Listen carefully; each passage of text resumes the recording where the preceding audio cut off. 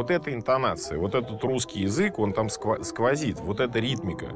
Ритмика русского языка, она у него есть везде. И многие композиторы подчеркивали, что если бы не Мусоргский, то их бы не было. Странная музыка. Что за оркестровка?